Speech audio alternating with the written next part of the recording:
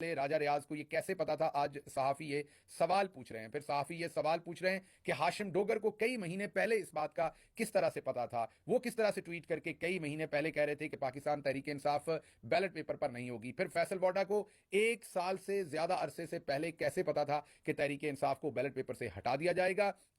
वकील जस्टिस फैज़ ईसा, chief justice justice फैज़ ईसा, बल्कि ये कहा जाए कि तमाम जो चोर डाकू लुटेरे पाकिस्तान पर मुसल्लत हुए हैं उन सब की वकालत सिर्फ एक बंदा कर रहा है और वो चीफ जस्टिस ऑफ पाकिस्तान कादी फैज़ ईसा साहब हैं। और उन्होंने जो परसों फैसला दिया, उन्होंने एक पाकिस्तान की सबसे बड़ी जमहूरी जमात जो कि पीटीआई है उससे उसका इंतखाबी निशान छीन लिया, उसकी रुकनीत मुअत्तल कर दी।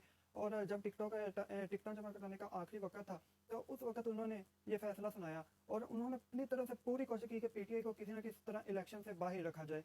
और इन्होंने इंसाफ की एक ऐसी मिसाल कायम की है जो कि शायद दुनिया में कहीं भी नहीं मिलती। और एक मुल्क की सबसे बड़ी जमहूरी जमात है, सियासी जमात जिसका वोट बैंक है जो वो 80% है पाकिस्तान में, और मुल्क की सबसे बड़ी जमात है, इसको ख़त्म कर दिया। उसका जो स्टेटस था उसको ख़त्म कर दिया, उसका जो इंतखाबी निशान था उसको छीन लिया। और इस पर पीटीआई के जो उम्मीदवार हैं उन वो अब आज़ाद हैसियत में इलेक्शन लड़ेंगे, क्योंकि इमरान खान साहब का एक और प्लान भी था कि अगर हमसे बल्ला छीना जाता तो पाकिस्तान में तहरीक इंसाफ पार्लियामेंटेरियंस के नाम से भी एक जमात बनाई थी, तो उसका इंतखाबी निशान बल्लेबाज था, तो वो बल्लेबाज भी पाकिस्तान को इंतखाबी निशान नहीं दिया गया, पाकिस्तान तहरीक इंसाफ को।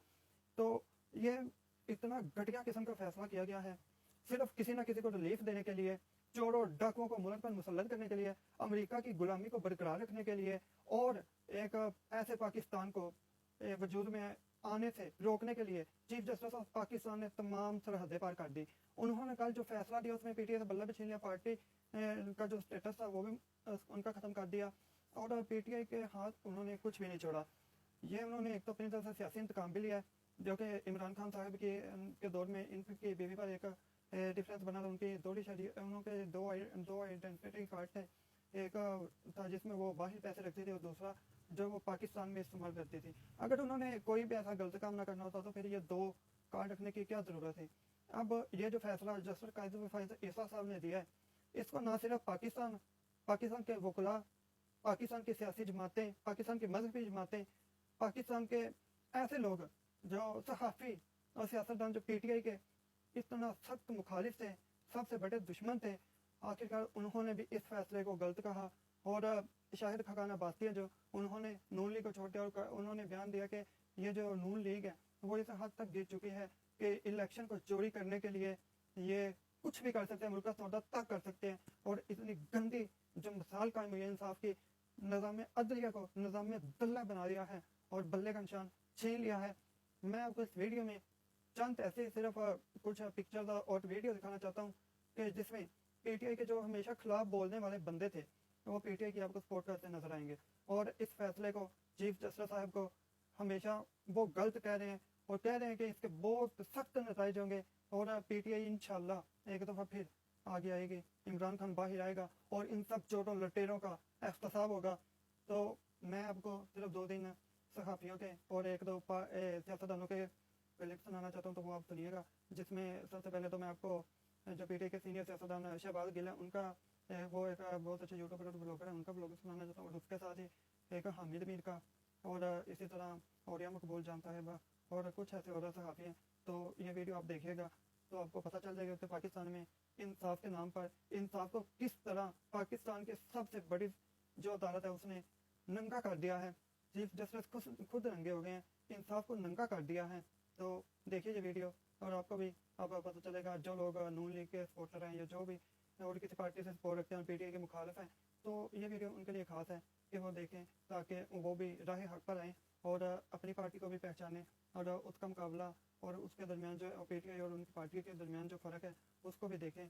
तो ये आप क्लिक मुलाज़ा फरमाएँ।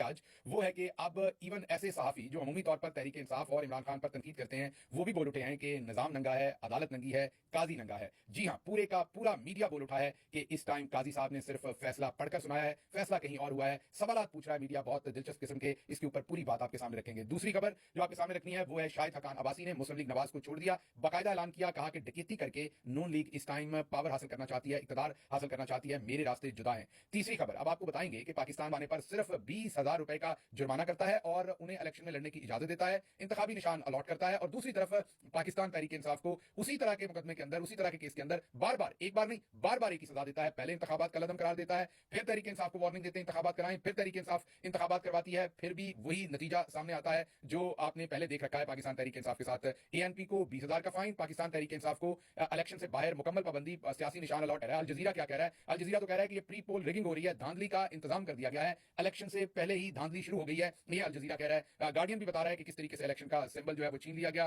ब्लूमबर्ग हो या दूसरे तमाम मीडिया हाउसेस हो, वो इसी तरह की स्टोरीज जो है वो पूरी दुनिया के अंदर इस टाइम पाकिस्तान के आने वाले इलेक्शन के ऊपर लिख रहे हैं कि जिनमें से इमरान खान को गैर कानूनी, गैर आईनी तरीके से इलेक्शन से बाहर किया गया है। ये तो बात हो गई इंटरनेशनल मीडिया की। अब हम नेशनल मीडिया पे आते हैं, लोकल मीडिया पे आते हैं। तो तकरीबन तमाम आवाजें आज ये सवाल पूछ रही हैं, सवाई चंद लफाफों लौंडे लपाड़ों के, तमाम आवाजें ये सवाल पूछ रही हैं कि पाकिस्तान तहरीक इंसाफ के लिए ये जो मेयार सेट किया गया, जिस तरीके से जमहूरियत का खून किया गया, जिस तरीके से काजी फायज ईसा साहब ने ये फैसला पढ़कर सुनाया गया, अदालत की तौकीर का ख्याल ना रखा, तहकीर की गई, अदालत को एक किस्म का रेंटे अदालत बना दिया गया और वो सजा दी गई पाकिस्तान तहरीक इंसाफ को, जिसका ऐलान बहुत महीने पहले राजा रियाज कर चुके थे, बल्कि साल से ज्यादा पहले। राजा रियाज को ये कैसे पता था? आज सहाफी ये सवाल पूछ रहे हैं। फिर सहाफी ये सवाल पूछ रहे हैं कि हाशिम डोगर को कई महीने पहले इस बात का किस तरह से पता था? वो किस तरह से ट्वीट करके कई महीने पहले कह रहे थे कि पाकिस्तान तहरीक इंसाफ बैलेट पेपर पर नहीं होगी? फिर फैसल बोडा को एक साल से ज्यादा अरसे से पहले कैसे पता था कि तहरीक इंसाफ को बैलेट पेपर? एएनपी के साथ जो लेवल प्लेइंग फील्ड दी गई वो तरीके इंसाफ को नहीं दी गई। आपको अच्छा लगे या बुरा लगे, तो मैं समझता हूं कि लेवल प्लेइंग फील्ड जो है वो सिर्फ एक पार्टी के पास है, जो आप सबको पता है, जिस शहर में हम बैठे हुए हैं,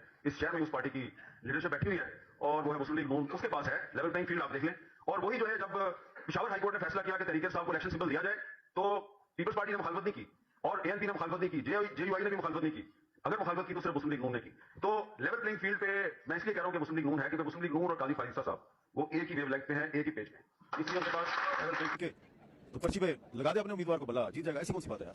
तमाम सहाफी जो इवन नाकद हैं पाकिस्तान तहरीक इंसाफ के, पीटीआई के, इमरान खान के, वो भी कहने पर मजबूर हैं कि काजी फायज ईसा साहब ने ये फैसला सिर्फ पढ़ा है, ये एस्टैब्लिशमेंट ने अपने हाथों के ऊपर जो गंद लगना था वो सारे का सारा काजी साहब और अदालत के मुंह पे मल दिया है। और काजी साहब ने सिर्फ शायद माजी में जो बेनिफिट लिए या आगे एक्सटेंशन लेने के लिए और अपनी नौकरी बचाने के लिए ये इतना बड़ा गैर कानूनी, गैर आईनी काम कर दिया है। एक तरफ नवाज शरीफ को रिलीफ देने के लिए वो कह रहे हैं कि जो सादिक और इमरान खान साहब ने जो कामयाबी हासिल की है, मैं यही कह रहा हूँ कि ये मसाइल में इजाफा ही होता है। जब आप इलेक्शन मुतनाज़ा हो जाए, फिर मुल्क के मसाइल में इजाफा होता है। हमें ये सबक हासिल करने चाहिए कि इलेक्शनों से ही एक नया स्टार्ट मिलता है। लेकिन इस इलेक्शन की बदकिस्मती ये है कि न अवाम का एतमाद है इस निज़ाम पर, न ही इलेक्शनों में कोई ऐसी सोच लेकर जमातें आई हैं कि वो अवाम को कायल कर सके कि हम हालात को दुरुस्त कर लेंगे।